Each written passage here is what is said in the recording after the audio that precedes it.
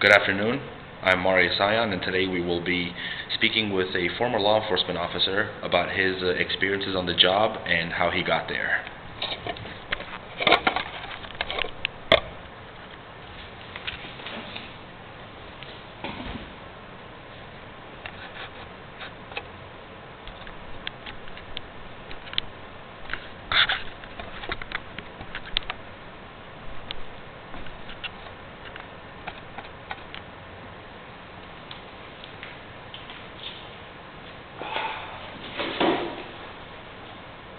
Okay, could you introduce yourself and tell us what part of law enforcement branch did you represent as far as department-wise in the city?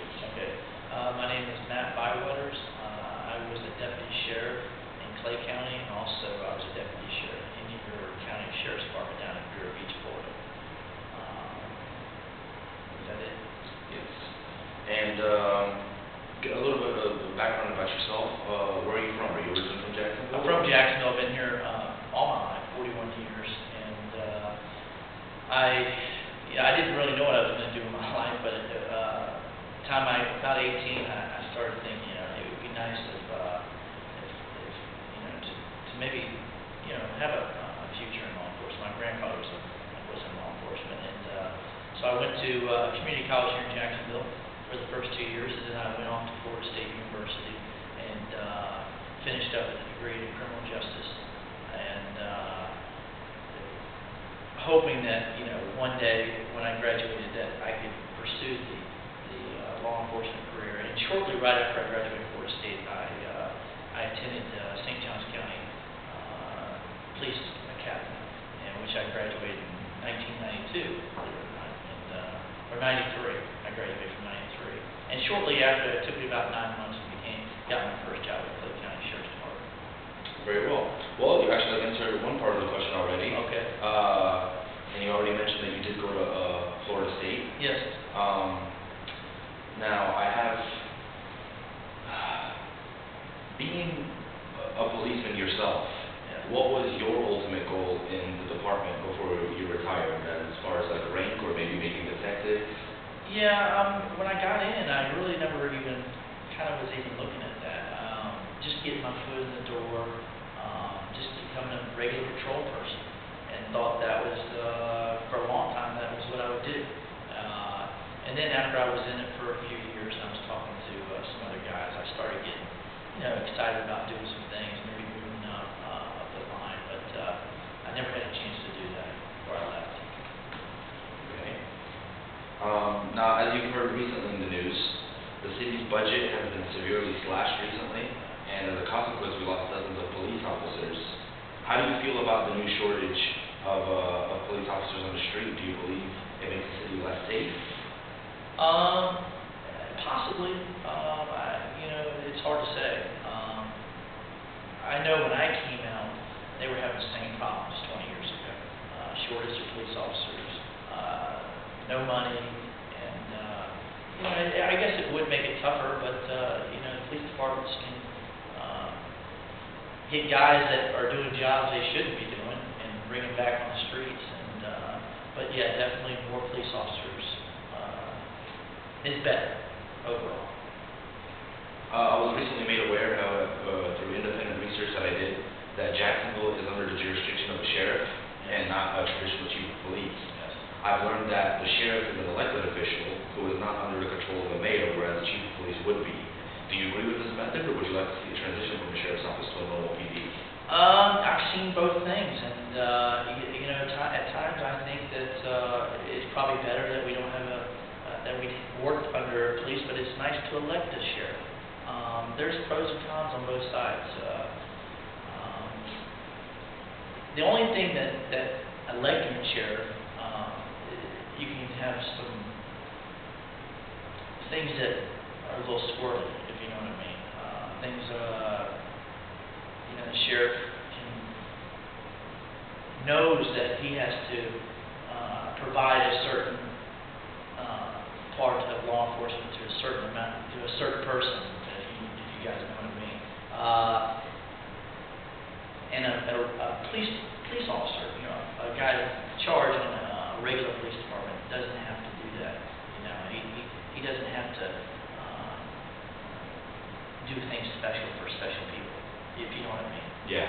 sheriff has to. And so that's the only negative thing I see. Aside from the desire to protect and serve, which is the international police motto Yeah. in most places, Yeah. what else does one need to be a successful policeman? Things such as motivation, personal agendas, desire, or anything along those lines, maybe? Yeah, I mean, you gotta be motivated. You gotta want to do it. Being a police officer, you don't want to. I think we have too many police officers that find themselves that it's something, oh, I can do that, but they don't really want to be it. They kind of fall into it. A lot of professions are like that. So I think you need to want to do it, but it has to be somewhat in your blood to want to do it. I just hate to see people get into law enforcement because it's a paying job. Okay. And to touch further based on job requirements, as you've already mentioned, and specifics from this city's police perspective, one becomes a patrolman before he gets assignments. Yeah. How long did you do patrol before you moved up? I pretty much stayed in patrol. I never really got out of patrol. When I first started, I was in Marine Patrol with Lake County. Yeah, I just did the patrol for my time, a short period of time. I was in law enforcement. But you definitely can move on to other things. Very well. The main focus of my research is the impact of good communication. Listening in recent studies has proved to be the most important aspect in completing missions successfully. Managers, supervisors, executives from all fields agree that listening is hugely more important than talking. Do you agree? And if you do, how much of your day would you say consists of listening rather than talking, percentage-wise? I guess listening is everything. I teach now, so listening's huge. Do what you're told, and do little talking, unless you know what you're talking about, I guess. Very well. Communication is the major part of any work job field. The difference between bad and good communication can make or break a company or an industry. How important is good communication in your field of work? And give us an example of a situation where bad communication could compromise the job, and vice versa, where good communication would make the job good. Yeah. Well, as a police officer, communication is huge. I mean, in all aspects, from the dispatcher on to the top. But if you don't have the communication, especially even through not only your department, but departments working with other departments, communication is huge. And I think that's one of the major problems that police departments have. They don't like to work with other police departments. And, things don't get done as they should. And so communication is the key to everything, really, from regular patrol, from police departments to police departments. You got to have good communication. Okay, and to follow up on that, then what is your take on, we see all the time in the news, and it happens on an almost everyday basis, I'm pretty sure, when the police doesn't talk to the media, but somehow the media got a message from the chief or the sheriff, and they widespread it on the news, and what do you think that causes? Sometimes it causes problems. I mean, I know the sheriff here in Jacksonville, communication sometimes between the media and the sheriff are not on the same page. I think he got upset the other day, in fact, about a situation that arose. But it is what it is. I mean, it's always going to be there. I mean, you're always going to have the media, and you're always going to have the police department. They just need to know how to work together and try to be on the same page and not fight each other.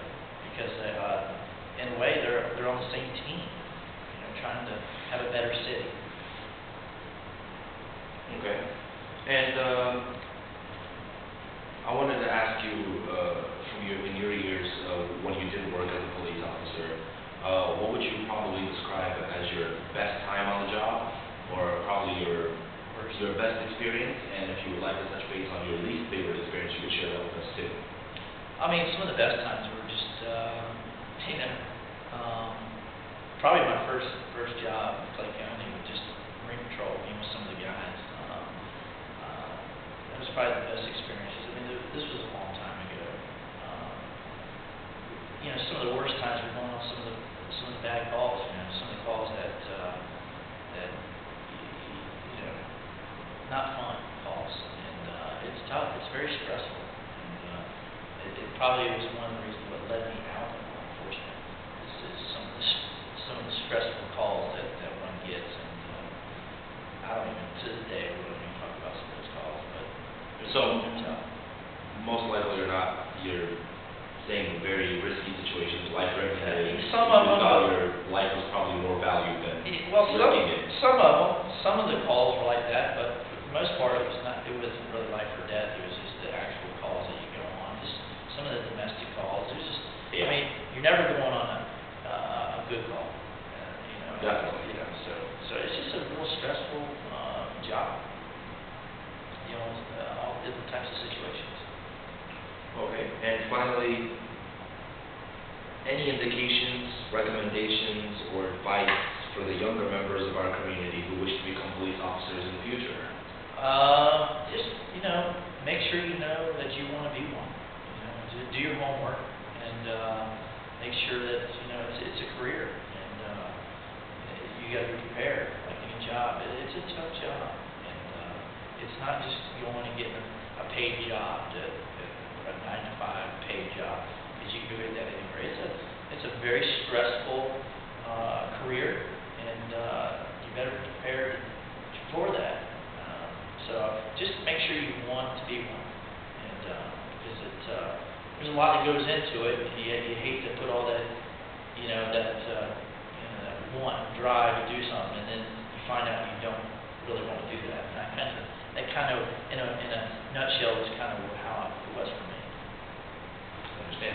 Well, on behalf of myself and everybody else that will be watching this video, I'd like to thank you very much for giving us your time today. I sure seem to have learned a lot of information. Thank you. Thank you.